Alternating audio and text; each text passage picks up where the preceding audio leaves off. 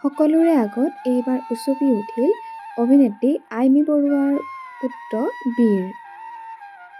হয় বন্ধু-বান্ধৱীসকল, অভিনেত্ৰী আইমী বৰুৱা আৰু মন্ত্ৰী পীয়ূষ হাজৰিকাৰ পুত্ৰ বীৰে খেলত হৰাৰ ফলত কান্দি উঠিল।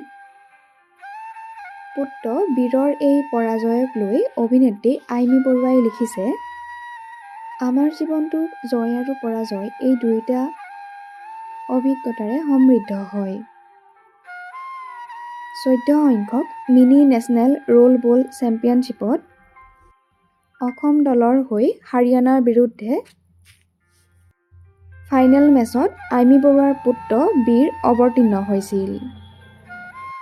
মাত্ৰ 1 গ'লত পৰাজিত হোৱাত দুখত ভাগি পৰিছে আইমী বৰুৱাৰ পুত্ৰ বীৰ।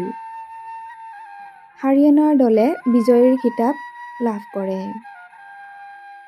পুত্ৰ বীৰৰ এই পৰাজয়ক মাতৃ আৰু পিতৃ দুয়োজনেই পুত্ৰক মনোবল বৃদ্ধি কৰাৰ প্ৰয়াস কৰে।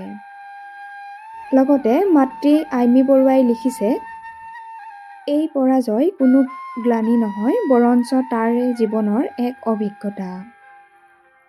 এই পৰাজয় পুত্ৰ বীৰৰ বাবে এক শিক্ষণীয় অভিজ্ঞতা হৈ ৰ'ব।